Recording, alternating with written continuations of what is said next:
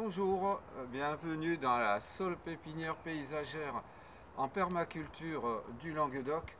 Vous allez voir, pour les personnes qui ne connaissent pas, sachez que cette pépinière existe depuis 1984 et vous allez pouvoir, si vous venez, vous allez pouvoir découvrir environ 2000 variétés de plantes adaptées à toutes les situations. Voilà, donc on va avancer. Aujourd'hui, voilà, ça fait un petit moment d'ailleurs qu'on n'a pas fait de, de, de petits films. Et là, on profite que c'est la période de Noël et on a réalisé quelques petits massifs avec des plantes qui sont décoratives en cette saison et principalement des plantes qui sont rustiques. Donc voilà, d'ailleurs, pour changer un petit peu de l'ordinaire, nous avons utilisé une variété de houx. Ici, c'est un houx panaché et ça change un petit peu. Au lieu de mettre un sapin de Noël qui n'est pas résistant au climat méditerranéen, eh bien ce houx, à condition de le planter à un endroit ombragé, légèrement humide, il tient très très bien en région méditerranéenne. Voilà, écoutez, venez, je vous propose qu'on fasse une petite visite rapidos, et puis je vous retrouve tout de suite.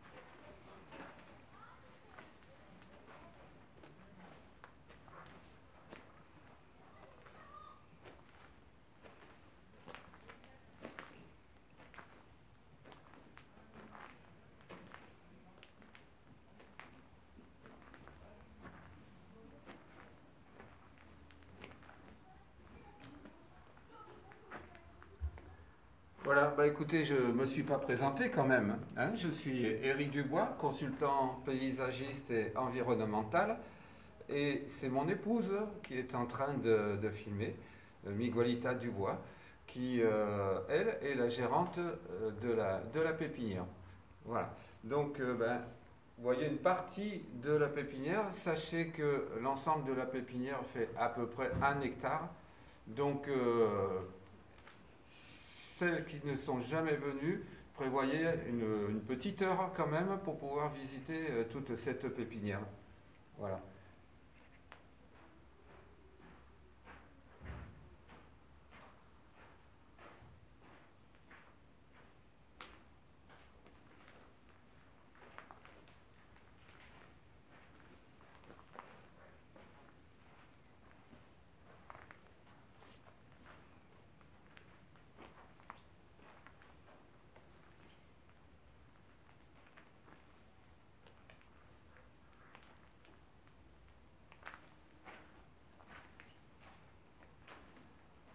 Bon, je m'approche là de vous pour vous présenter une plante qui est vraiment pas commune. Vous remarquez, c'est vrai qu'ici, il y a beaucoup de plantes qui sortent de l'ordinaire. Mais en l'occurrence, celle-ci est une plante qui est quand même relativement rare. C'est Justicia aurea. Regardez cette fleur comme elle est belle, très très lumineuse. On a comme ça, en hiver, on a quand même différentes plantes qui fleurissent, même en hiver, des plantes qui, euh, celle-ci, ça fait à peu près 1 mois et demi qu'elle est en fleurs. Elle va être encore décorative pendant à peu près 15 jours, 3 semaines, peut-être jusqu'à Noël. Mais voilà, c'est une plante qui résiste au froid à peu près jusqu'à -6, -7 degrés. Donc la mettre dans un endroit privilégié et de préférable à l'ombre. Par contre, celle-ci demande un sol fertile et un peu d'arrosage en plein été.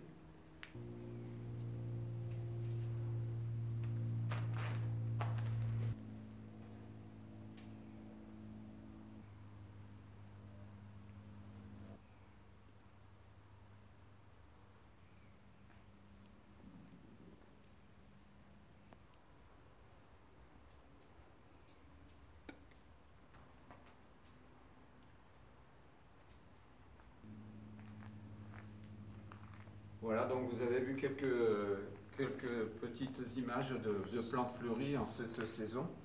Et là, écoutez, vous avez la chance également de pouvoir voir une plante de la famille des hibiscus. Hop, j'arrête de la bouger parce que sinon ça va être difficile à la voir. Elle s'appelle Phimosia ombellata. Voilà, cette plante va tenir à peu près -6, -5, -6 degrés, plein soleil. Voilà, c'est une plante pas commune du tout non plus, de la famille des hibiscus. On avance un petit peu.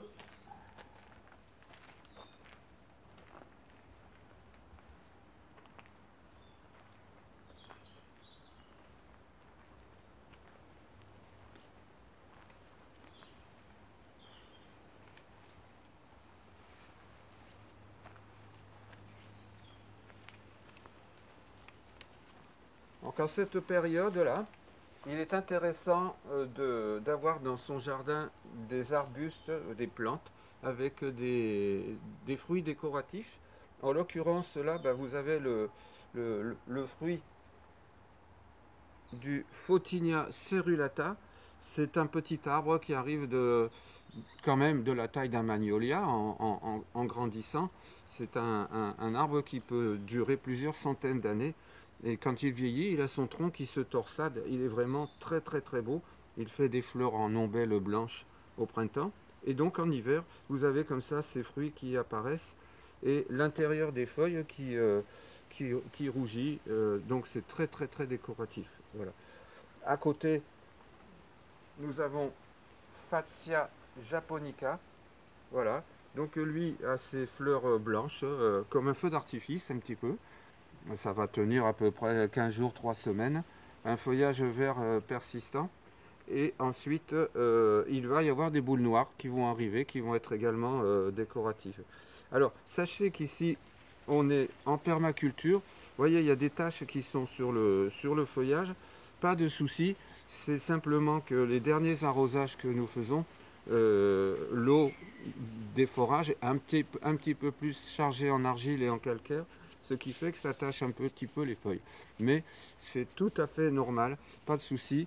Encore une fois, nous ne transformons pas du tout l'eau d'arrosage, pas d'acide dedans, on n'ajoute pas d'engrais non plus sur les feuillages. Nos plantes sont cultivées à la dure. L'intérêt, c'est qu'elles puissent se développer très très naturellement parce qu'elles sont adaptées à vos conditions de culture. Alors on va avancer et je vais vous présenter un petit peu quelques massifs. Juste, tiens Miguelita, si tu veux tourner un petit peu, montrer aussi cette variété d'oranger qui est Citrus aurantium, qui est l'oranger amer. Voilà. Au niveau des agrumes, c'est un des plus résistants parce que lui va tenir à peu près jusqu'à -10 degrés. L'orange amer avec lequel on fait des confitures entre autres.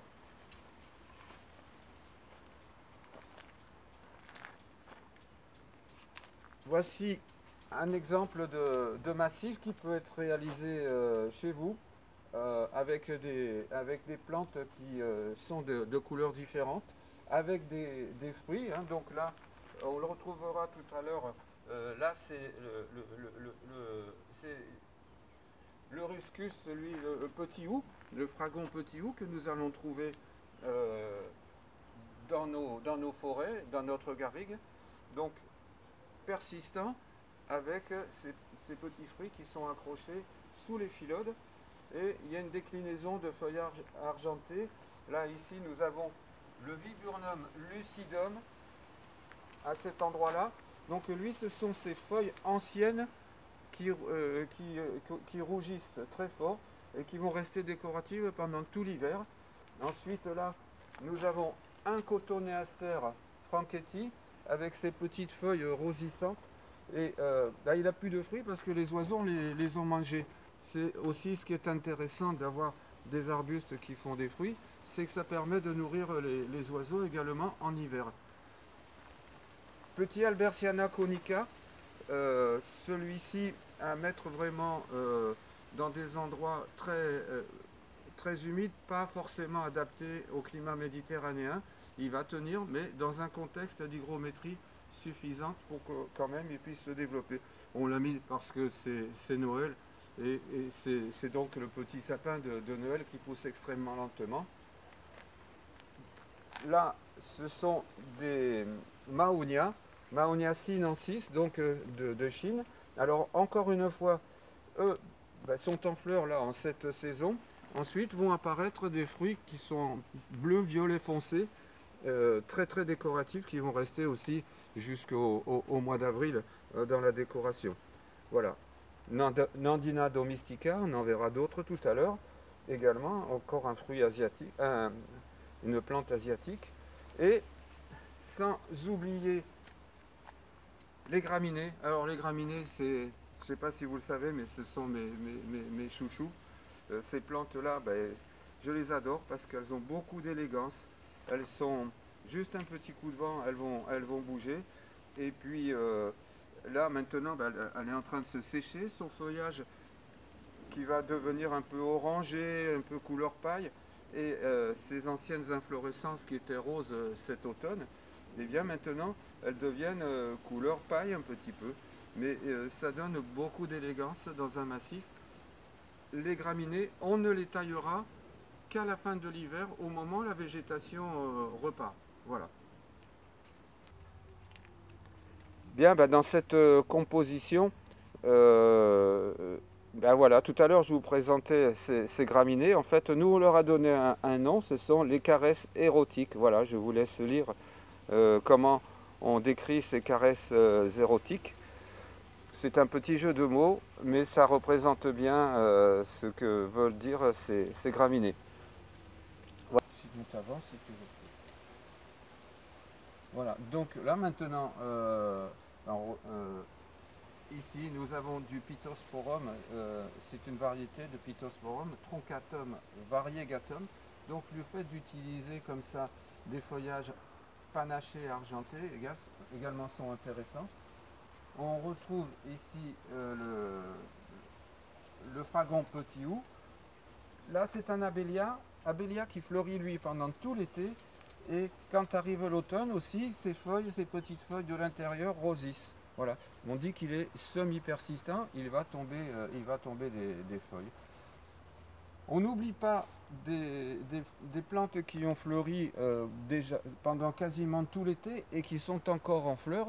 Ce sont des sauges mexicaines, donc Salvia grahami, Salvia gregui, sont des plantes très très résistantes à la sécheresse et qui fleurissent très longtemps, puisque vous voyez, là on est début décembre et c'est encore en fleurs.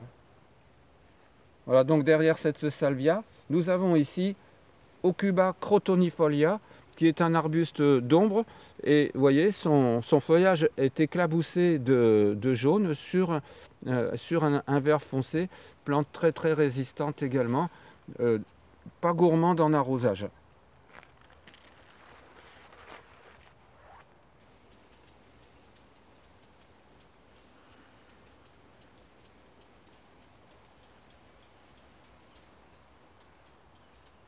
Voilà. Intéressant également, c'est d'utiliser le port des arbres. Le port, c'est-à-dire la forme des arbres. Certains arbres sont érigés, d'autres sont éclatés. Celui a un port pleureur, c'est un sophora pleureur.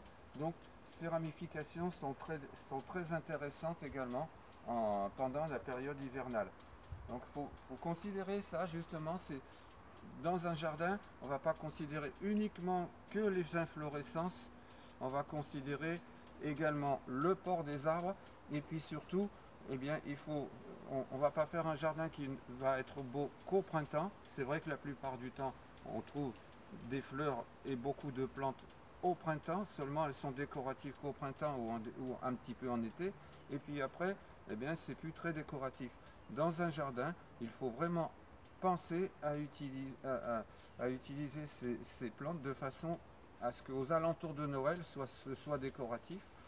Et ça constitue une scène de jardin dans l'endroit où, par exemple, si vous avez des enfants, vous pouvez positionner des cadeaux, vous pouvez ajouter de la décoration de Noël, parce que la végétation est très décorative. On avance un peu. En l'occurrence, là, nous avons le jasmin de Chine, qui lui fleurit au printemps, vers le mois d'avril-mai, par là, très très parfumé, presque entêtant d'ailleurs, jasmin de Chine. Et donc ça, quand arrive l'automne, l'hiver, son feuillage devient parfaitement pourpre. Voilà, donc très très intéressant également. Donc il est persistant, il va rester comme ça jusqu'au printemps et ensuite eh bien, il va reverdir et faire ses fleurs.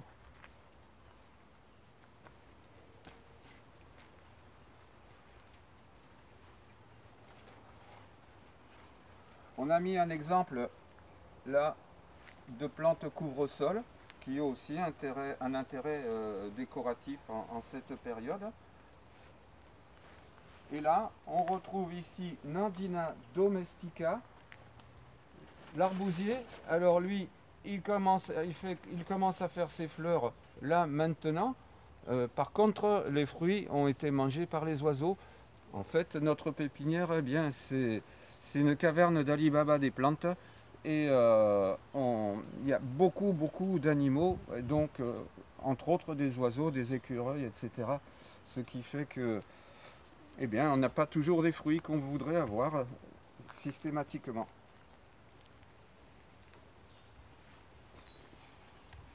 Voilà, à savoir que là, justement, en l'occurrence, le Cotonéaster lacteus est celui qui est le plus fructifère des cotonéasters. Et donc, si vous avez la chance d'en mettre un dans votre jardin, vous verrez un défilé d'oiseaux constant. Et ça part des grives jusqu'aux petites mésanges. Vraiment, c'est impressionnant. Voilà, un feuillage qui est intéressant également, c'est cette variété de spirée qui s'appelle Spirea densiflorus, qui fleurit au printemps, blanc, très décoratif. Et on a encore ici un arbuste qui a un feuillage argenté. Et lui, il est en fleurs quasiment toute l'année. Et là, par contre, sa floraison va s'accentuer. Ce sont des petites fleurs blanches. Il en existe qui font des fleurs bleues également. Vont s'accentuer il va y avoir beaucoup de fleurs. Ensuite, vers le mois de janvier, février, par là. Un autre fruit également qui fait des fruits décoratifs et qui sont comestibles d'ailleurs, c'est la myrte. Voilà, myrte de Corse. Bien, ben voilà, on a fait un petit peu le tour des massifs que nous vous avons présentés. Nous vous attendons. Sachez que aussi, on vous offre pour le week-end prochain, le 9, et le week-end d'après, le 16, on vous offre visite guidée qui va durer environ 3/4 d'heure, une petite heure, tout dépend des questions que vous poserez. Visite guidée et tout au long de la journée, je serai présent pour tenir un atelier conseil du paysagiste. Venez avec vos photos, venez avec vos plans et gratuitement, nous vous présenterons, nous vous conseillerons et nous vous présenterons toutes les plantes que vous avez envie de voir. Donc venez, n'hésitez pas.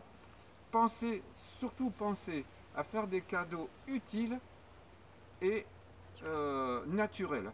Voilà, il faut, vous pouvez offrir un arbre, un arbuste, un groupe, un massif même, une haie, pourquoi pas, vivace, arbuste, arbre d'ombrage.